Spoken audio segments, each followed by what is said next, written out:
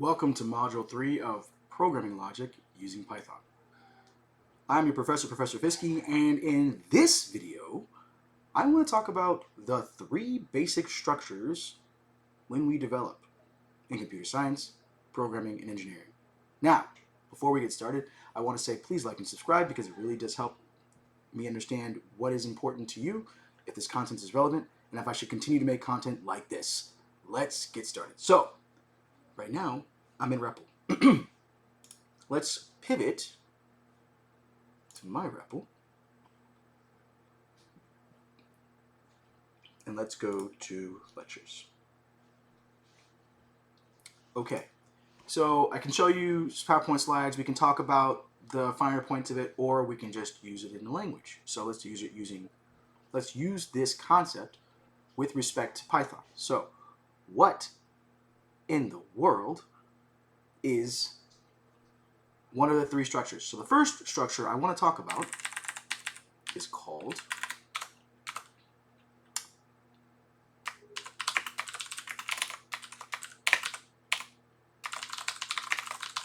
iterative statements. As a matter of fact, we'll write them all out.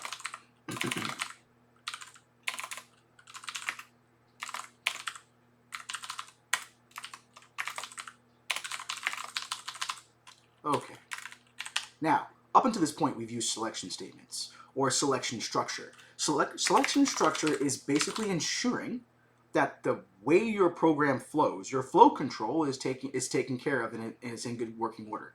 That means that everything executes and fires when and how you want it to fire to ensure that your program runs the way it's supposed to. Your application runs the way it's supposed to. That's selection structure. Like I said, up to this point, this is all we've been doing. But we did not give our computer the ability to make a decision.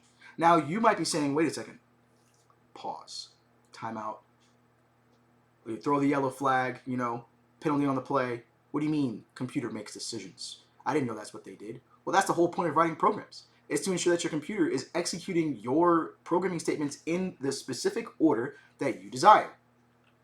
And if it doesn't, then you fix it. So, let's take, for instance, we're going to look at decision structures right now. Let's take, for instance, that your decision structure, all right, your decision statements are asking a singular question. So let's write a quick program here that gets us to that end. So right now I'm going to get rid of all that, and that. Now, one of the ways that we can make a decision using Python is using if statements. Now, if statements are interesting because if statements have a lot of variability. They allow us to ask a singular Boolean expression or question. And that Boolean expression normally comes within the form of a Boolean outcome, true or falsy. It's a falsy statement or a truthy statement. So let's do this for a second. Let's say we have a variable called x. And as a matter of fact, this isn't C, so I think I can just say scan, right?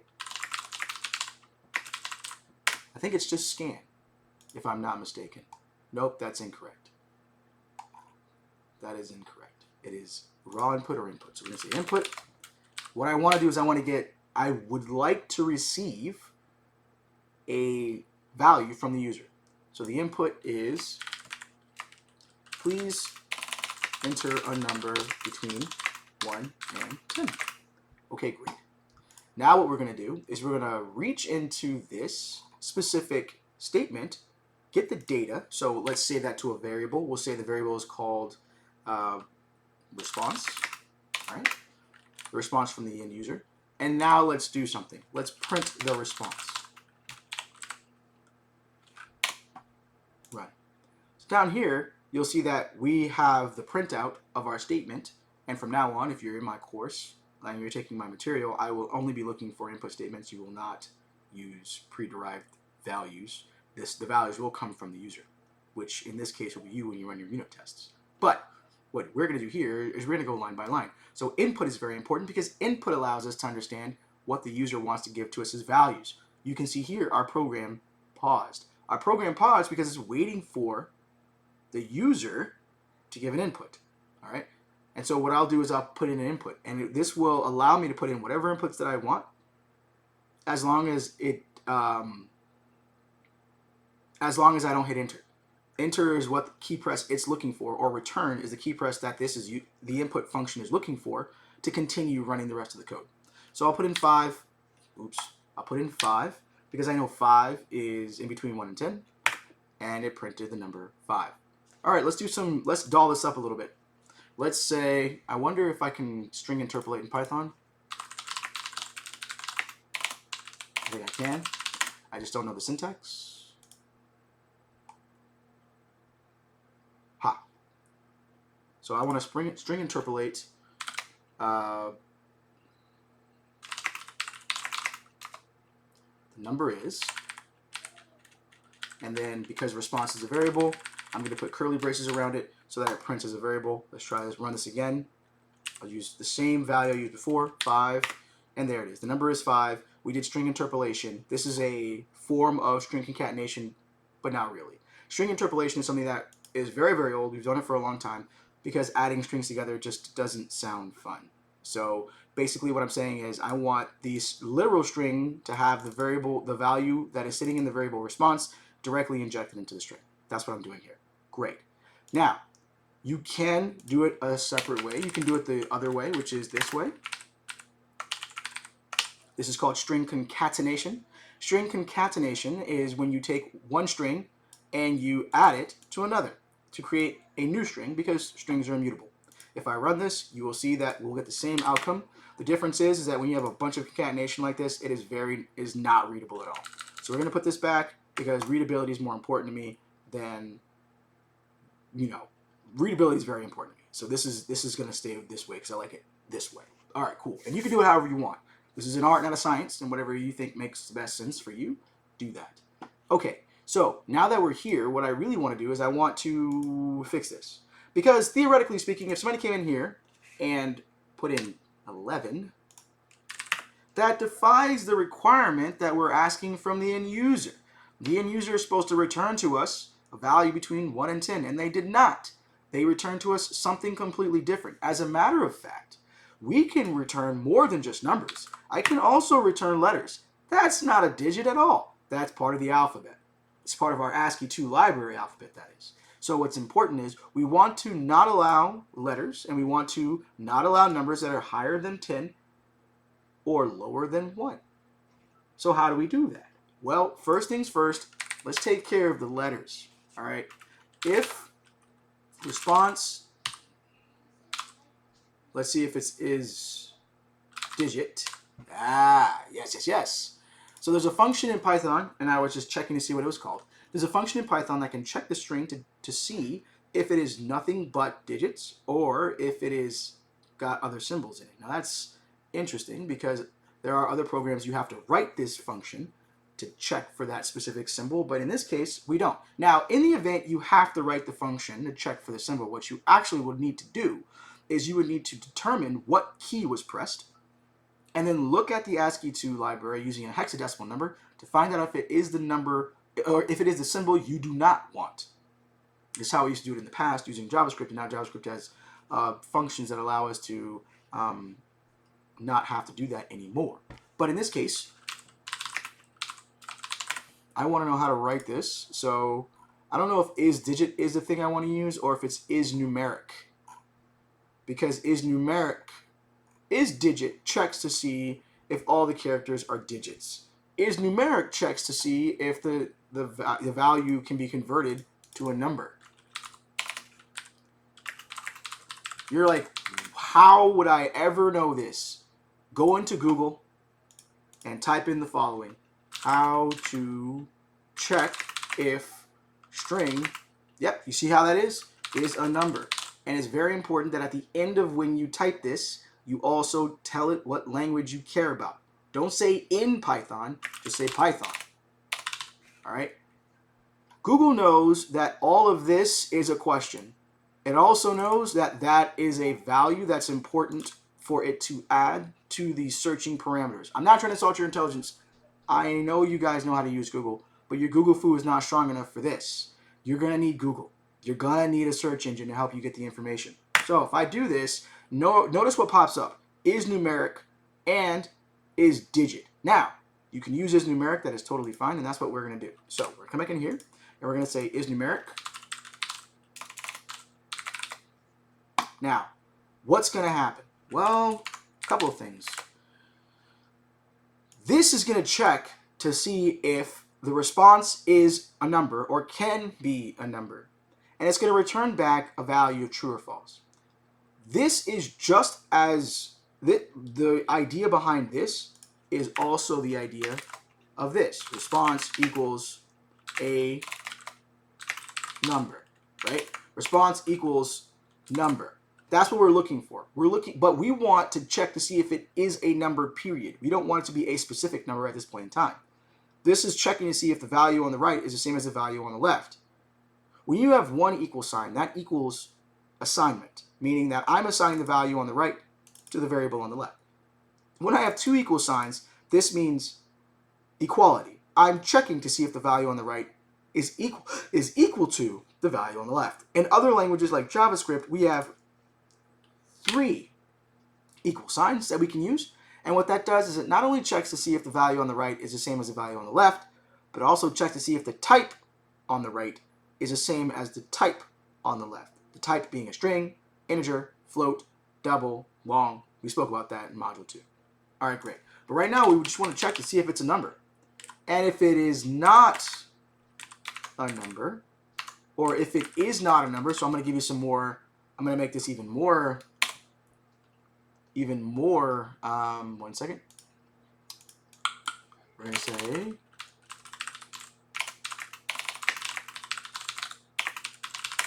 here we go. I want to say if it is not numeric, meaning if this numeric is, if it's returning anything other than a number, I want you to do something. Let me see something real quick. It's probably something very simple and I'm missing it. The syntax for is not in Python doesn't seem like it's the same. Is it just not? No. Yeah, that's the problem.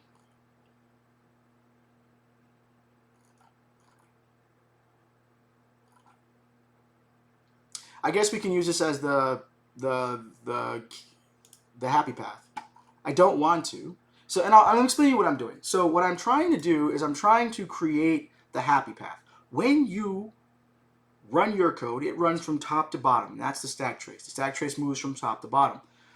You don't want all your code to run only to find out that it didn't need to run at all. So any of your exit conditions or edge cases need to be at the top of your program. Edge cases, exit conditions. What the hell are you talking about, Professor Fiske? I'm talking about the part of your code that you know for a fact you can't compute, you're not going to compute, it needs to go somewhere else.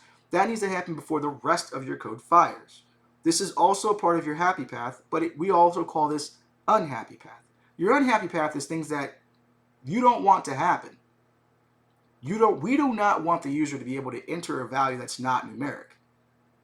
That defeats the purpose of this program. We don't want a user to be able to enter a number that is greater than 10 or less than 1. We already asked for 1 and 10. So what I would say is, in this case, I need the not operator to say when this is not true, do X. So I'm wondering if not is a function. And if it is, I'll use it as such. But I should just be able to say not. Okay, cool. Uppercase was the wrong answer. So if the response is not numeric, right? If it's not numeric, I want to print,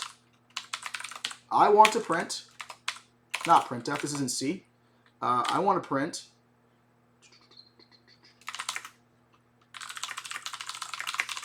the value entered is not numeric, please try again. Now, we're going to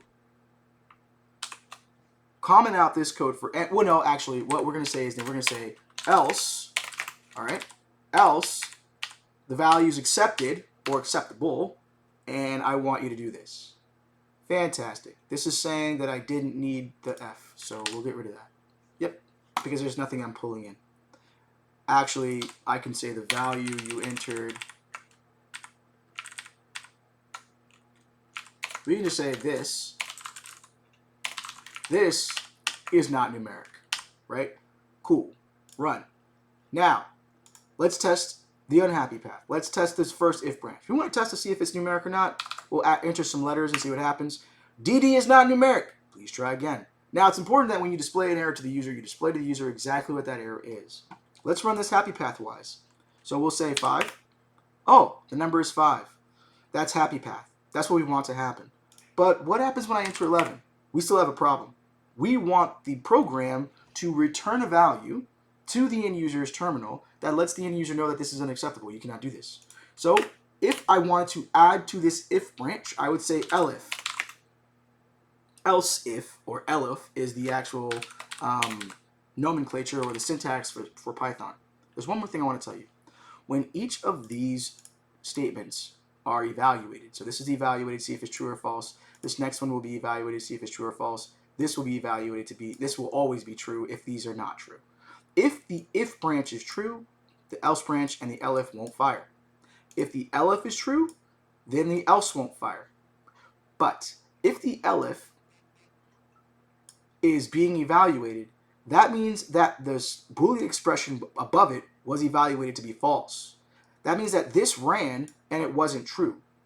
We want to make our code as efficient as possible. In most situations, we don't use if statements like this. We don't say if this, else if, else if, else. We normally have our exit conditions nearly at the top. This wouldn't sit in a main script like this, where it would sit in a script, but it would be like being a function. And then we'd run that function based on what we want it to do. Okay.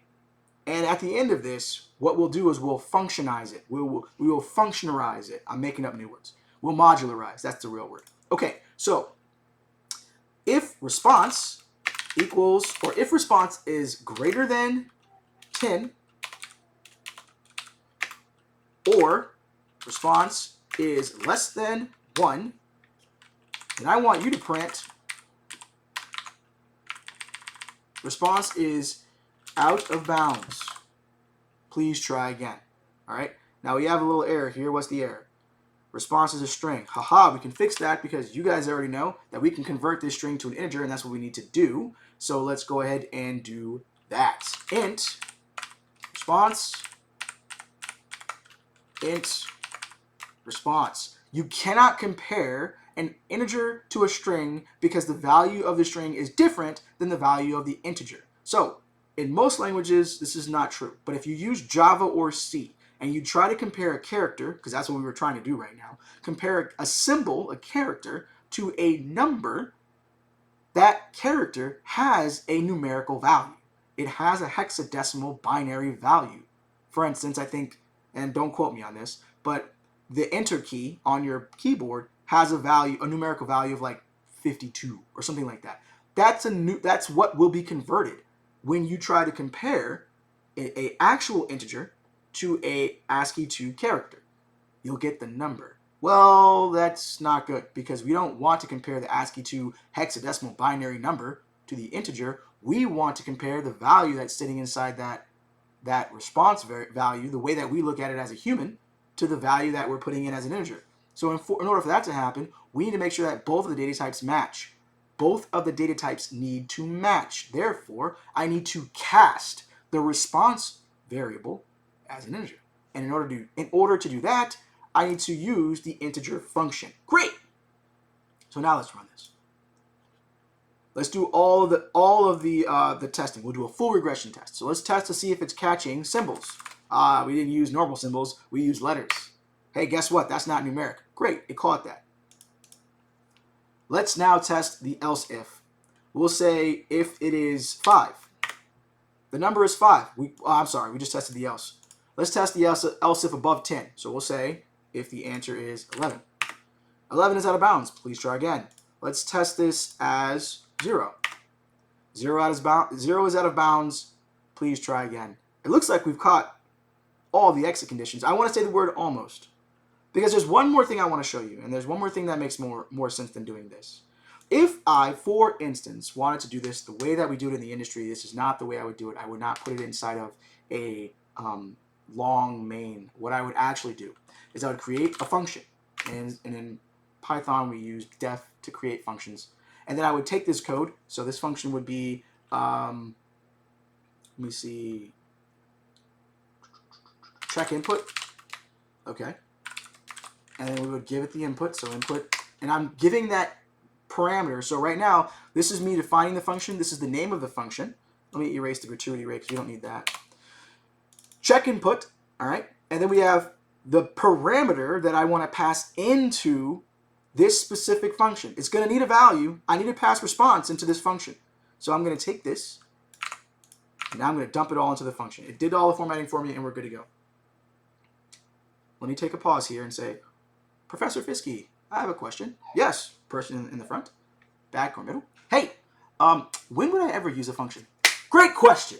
You would use a function when you think you have to write the code twice, or you see yourself writing the code twice. When you see redundancy in the code you write. So let's say you had to write this block of code more than one time, or you knew you may have to, then you make a function. Because what a function does is it allows us to have the code compartmentalized and modularized in one location and called in multiple locations. When I call the function, it doesn't necessarily mean that I have that function code there, but the representation of the code is virtual. It's in here, right? It's kind of like input. You don't see the function code, right? It's sitting in the library that has this inside it. And when you call input, you're assuming, you have the faith to believe that the code inside this function is going to fire the way that it's supposed to fire wherever you call it. You don't have to write the code that sits in the input function over and over again. Okay, great. So what I'm going to do here is I'm going to take the code that I had down here, and I'm going to put it into the check input function. And then what I'm going to do is instead of doing all of this, I'm not going to print anything, because if I use object-oriented programming as a premise, I know Python's not an object-oriented program, but please understand that we try this with everything. I'm going to do the solid principle of single responsibility. And this specific function does not require the power to print. What I should actually do is go back to the way things were here. Remember, we only had the response and the print function? Well, that's exactly what I want to do here. And what I will do is I will put the check input function inside it and say pass in response. I'm merely showing you how I would do this in real world. Now, PEMDAS is how we do our order of operations when the code fires. So that means that our parentheses, our innermost parentheses, will fire first. So response, the value of response will be will be retrieved from your random access memory or wherever it is. It's going to be passed to the function check input. Check input will do something with it, and what I'm about to do is return a value. So what I want to do is I want to replace these responses with input, because input is now the name that I'm using. And I'm going to replace print, because this is not going to do any printing at all. What this is going to do is return. Now, return is a keyword, and what return basically does is it makes the function return a value. Up to this point, check input was void, meaning that it did not return a value at all. But now it returns a value, and as you can see there at the end of this right here, at the end of this pop-up, you see str. It's going to return the value of a string. Now, why am I returning the value? Because I want this string to go into this print function whenever it fires. Let's see if it works. So we'll run this. I'm going to say, we'll start at the top, full regression test, unhappy path. Let's put values in here that don't belong. Hey, it's not numeric, please try again. Let's try the next one. We'll do a happy path or unhappy path above 10. So 51. 51 is out of bounds. Here we go. Let's do below. Negative 15 is not numeric. Well, that's interesting, because negative 15 is numeric. So we found an edge case. Basically, is numeric is deciding whether or not only digits exist inside the string. Very interesting. I don't think I'm going to chase that edge case today, but that is an edge case. It's something that we would need to take into consideration. So let's do the happy path. In between 1 and 10, we'll do 2, and the happy path works just fine. So what happened? Well, I don't know if I can debug, but I'm going to try, because I really want to show you what's going on here. So if I start the debug session, you can see how we stopped here. It stopped here. All right, we're going to F11 to the next. Ooh, we're going to next step. All right, now it's going to ask me to enter a value. What I want to do is I want to enter the happy path because that's at the end of the else, and it's going to show you what's happening. Okay, so we're going to do happy path testing through the debugger. We're going to do 3. I'm going to put another breakpoint because I'm about to press enter, and I think it's just going to erase through the rest of the code. All right, great. So now it got to 13. Notice it still hasn't fired this function yet. This function didn't fire, even though the function is above the code. Fun fact, your function needs to be written above the code because it's scaffolded. It's actually read and then logged in the stack trace as a function which can be called. If this is not read by the program and you write this first and you try to call this function, it'll tell you the function doesn't exist because it did not have an opportunity to load this into memory yet. So you always write your functions above your code when you're writing a script. Okay, well, we're here. Our response is 3. You can see it here. It's the string 3. And now what's going to happen? So let's just step. Let's keep on stepping, and I want this to be on the right side. There we go. So we're going to keep on stepping through this. So let's go next step. It jumped right in. Now notice the input of the function is the string 3. The input of the function is the string 3. How in the world did it get that? Well, we told input, well, I want you to take the value that's assigned to the variable response, and I want you to put it in the first parameter that I have in my function. You can have multiple parameters separated by commas in your function. Okay, great. So the value that's in response is now in the value that's in input, is the value that's in input. So now we're going to walk through the function. What's happening next? Well, it's going to check to see if it says numeric. It isn't numeric. It's this happy path. We put number 3, so this won't fire. Notice how it just skipped over the body. It's not going to go and look at the body or run it. It will only fall into the body when the body is true. All right. Well, is this between 10 and 1? Or is it outside of 10 and 1? No. So we're going to skip that. Notice how at the else, it went straight to the return. But what's going to happen right now? What is it going to do? Well, it's going to return whatever's to the right of this return word. You can only return in functions. Please understand that. So when you write returns like this, you need to return it in a function. And what happens? It comes back to the print with the value that we want. The value that we want, let me see if it, see more. I want to see the return, actually. If it shows me the value of the return. It might not. Function checkpoint. So it's not going to show me what's in the return call. I think we can check though, just to be safe. I know I'm waxing long, but I wanted to show you. I wanted to show you how this works. Well, either way, it looks like I'm just gonna have to say, believe me. What's actually going to happen is when I return a value, it's going to return the value where this function is. Okay. And what's going to happen is this is going to print whatever value I told the function to return. And you can see, I did that again with the F11. You can see that it prints the number is 3. But we're not done yet. I also don't like this branching method because if any of these are true, the rest of it won't fire. And that's really not what I want. So what I actually want, if you do this the right way, is your happy path won't be in an if statement at all because this is exactly what you want to happen. Your unhappy paths will all be separated. Now, why would I separate my unhappy paths? Because if I'm in a function that's doing returns, this return will never fire anything below it. Don't believe me? Let's check it out. So if I come in here, all right, and I run this, and I messed up. If I come here and we stop and we run this, great. It's going to give me that prompt. Now I'm going to put in the symbols. I want you to pay attention. It's not going to run anything below 5 through 9 because once this returns, everything else is ignored. Return back to the place in the stack trace where we were before, and here's the value that you need. So if I put in BD again, which is not what I want to do in that context, if I put in SS, bad. Nope. If I put in any other symbol than that, press enter, and I step into the function, it's going to check to see if it is numeric. EHLI is not numeric. Therefore, this will fire. But notice what happens next. It's going to return the value is not numeric with that string in it. And it's going to skip everything else. And this is why we do it this way. It's far more efficient because our unhappy path and our edge cases are at the top of the stack so that when the stack sees those edge cases, it doesn't run the code that won't work or that's not necessary. All right, that's it. That's all I wanted to talk about in this module, or not this module, in this specific micro lecture. There's more to follow. I need to discuss selection structures. I need to discuss iterative loops, iterative statements. Either way, like and subscribe if you like this content. And as I said in all my videos, good luck, have fun, ciao.